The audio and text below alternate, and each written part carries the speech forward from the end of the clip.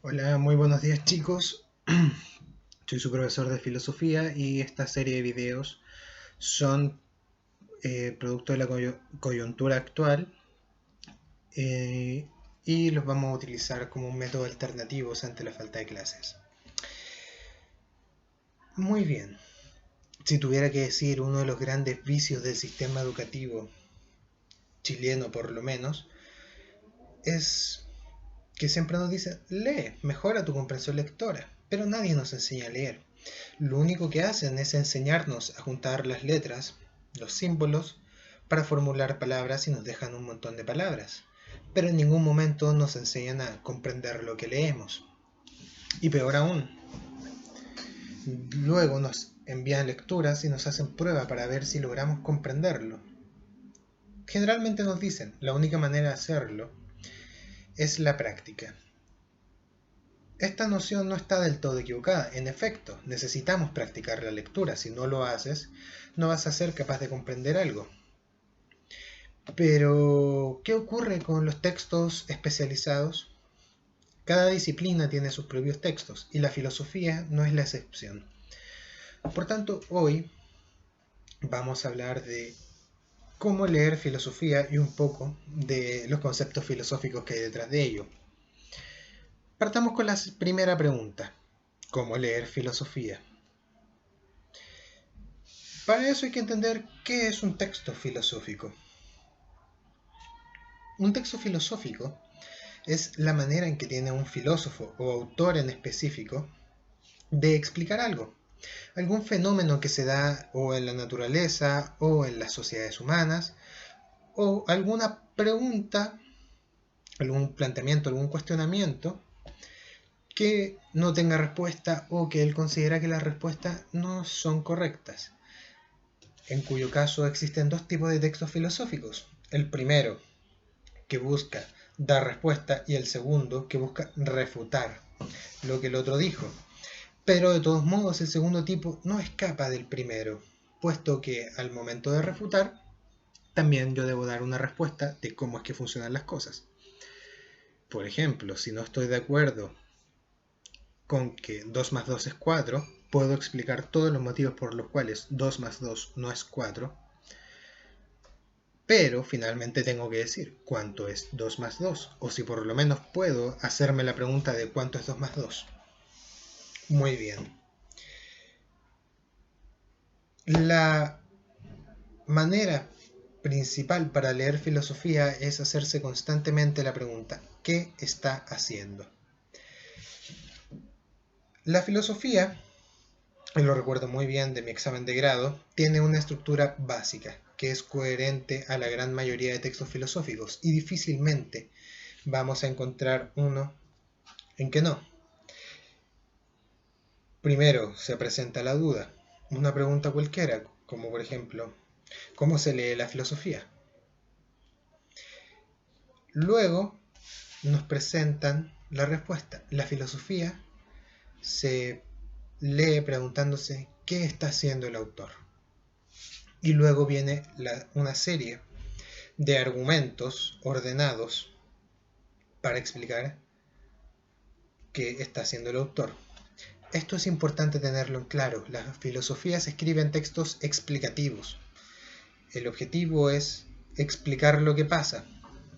Por tanto, podemos dejar de fuera de inmediato textos como por ejemplo el alquimista Paulo Coelho. Podemos dejar de fuera textos como la Biblia. La Biblia nos da el orden en el cual Dios hizo el mundo, pero no nos explica en ningún momento cómo lo hizo, qué pasos tuvo que seguir. La filosofía no es una historia. Generalmente uno lee novelas,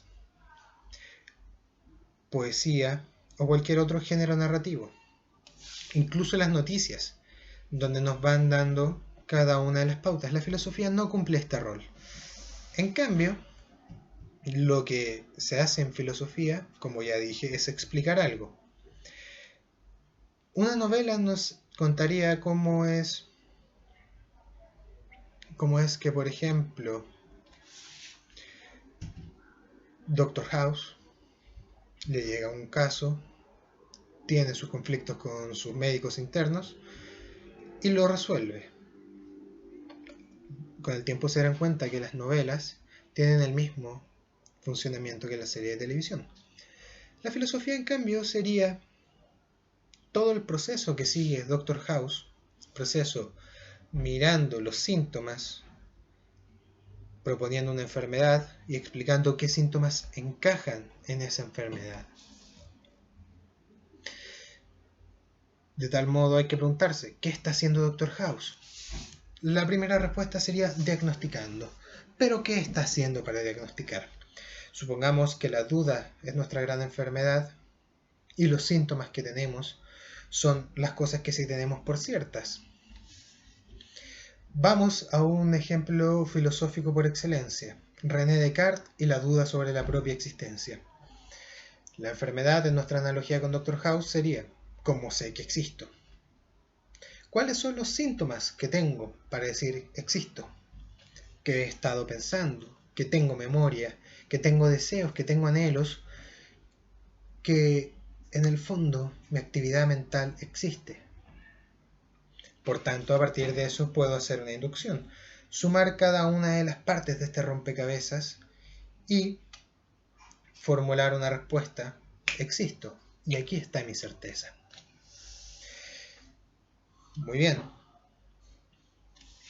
Ahora, ¿qué partes en específico son las que tengo que detectar? La primera es cuando nos dan el problema. ¿Qué está haciendo? Presentándonos el problema, mostrándonos a quiénes se dirige. ¿Por qué se dirige? La segunda fase es la fase de problematización. ¿Por qué esto es un problema realmente? ¿Tiene sentido preguntárselo? Digo, podría yo preguntarme si es que el mundo conspira o no a mi favor, como en el caso de Paulo Coelho. Pero, ¿para qué? ¿Cambia eso algo en algo? ¿Para qué preguntarme si 2 más 2 es 4? ¿Qué implicancias tendría eso? Luego viene la respuesta. Y esto es el caso particular de la filosofía, que luego heredan las ciencias. Nosotros no estamos contando una historia, por lo tanto no importa si les contamos el final. No importa que yo diga, sí, existo, sino que importa luego las respuestas que daré. Y este es el siguiente paso, identificar la serie de argumentos. Los argumentos básicos se formulan con 2 premisas y luego una conclusión. Generalmente una premisa universal que aplica a todos los casos posibles y una premisa particular. Volviendo a Descartes. Todos los seres que piensan existen. Yo pienso, por lo tanto, yo existo. Muy bien. Pero esto nos trae el siguiente problema. ¿Qué es hacer? Generalmente se habla de que la filosofía está ligada al pensamiento. Y también se dice, muy seguido, que pensar es hacer nada. Esto es una contradicción. Pensar es un verbo. Pensémoslo, y que valga la redundancia, en términos lingüísticos. Todo lo que es un verbo coincide con un hacer. Llevar a cabo un verbo es hacer algo. Correr, saltar, leer, pensar. En este pensamiento, lo que tiene que quedar marcado en el autor y también en el lector es identificar qué es lo que está haciendo en el momento, en el sentido de qué es lo que está pensando el autor. ¿Qué es lo que yo, en tanto René Descartes, estoy pensando en este momento? Tengo que dejarlo claro. Los filósofos generalmente hacen esto, llevan cada uno de estos pasos, no se guardan secretos. No es la idea. Si lo que yo quiero hacer es explicar algo, no solo quiero explicármelo a mí, sino que quiero explicárselo a alguien más, a quien esté leyendo este texto. Por eso mismo es que es necesario dejar cada uno de los pasos sueltos. No dar nunca saltos argumentales. No decir, no, mira, es que yo estaba corriendo y de la nada estaba en mi casa. No, tengo que poner. Yo estaba corriendo, tuve que parar, abrir la puerta, cruzar la puerta y ahí estuve en mi casa. De otro modo la idea no se entiende y es muy fácil refutarte. La última distinción es la de en términos de qué es propio de la filosofía. ¿A qué se dedica la filosofía? La filosofía no solo se dedica a las preguntas fundamentales del hombre, sino que hoy en día, y como leerán en las guías, la filosofía se aboca a todo lo que no puede responder a algo más. En efecto, pero no cualquier duda que no pueda responder a algo más.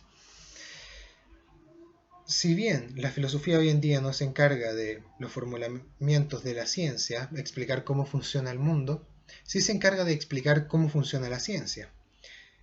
El científico te dirá, no, lo que yo hago es aplicar el método científico y en base a los resultados que esto tenga, es que yo te doy una respuesta, pero el filósofo preguntará, ¿pero por qué el método científico te sirve para ello? Estas dudas que van más allá de los casos particulares que te puede entregar la ciencia son el abanico de la filosofía. La filosofía se dedica a casos universales, a casos aplicables a todo. No es como alguien podría pensar, ¿qué hace esta silla acá? Estar ahí, no es una gran duda. Pero el filósofo preguntará, ¿qué es lo que una silla? ¿Qué es lo que tiene una silla? ¿Qué hace que esta silla sea esta misma silla? ¿Por qué está esta pequeña diferencia? Porque el otro caso es irrelevante. No causa una duda realmente, tiene una explicación somera y rápida. Los casos universales no, muy por el contrario a estos primeros casos que tenemos, los casos universales se dedican principalmente a... No, discúlpenme, los casos particulares se dedican principalmente a dudas particulares, someras. ¿Por qué ocurre esto? ¿Por qué ocurrió esto otro? No a la pregunta general de ¿por qué es que no podría ocurrir algo mejor? De esta manera, la filosofía se encarga de también configurar nuestras vidas. Al hacer el caso universal, todo lo que ocurra se va a tener que ceñir al veredicto filosófico. Pero ahora bien, ¿por qué es que la filosofía se la acusa de no dar nunca respuestas? Y es porque en esta disciplina en particular las respuestas no son tan importantes. Un científico que no sea capaz de explicar una teoría es un inútil. Un filósofo que, si bien logrando explicar su teoría no da la respuesta al problema, no, porque estos problemas tienen esa cualidad de ser muy variables, tienen tantos casos posibles que es imposible realmente dar una solución satisfactoria, porque no existe una teoría posible que lo explique todo.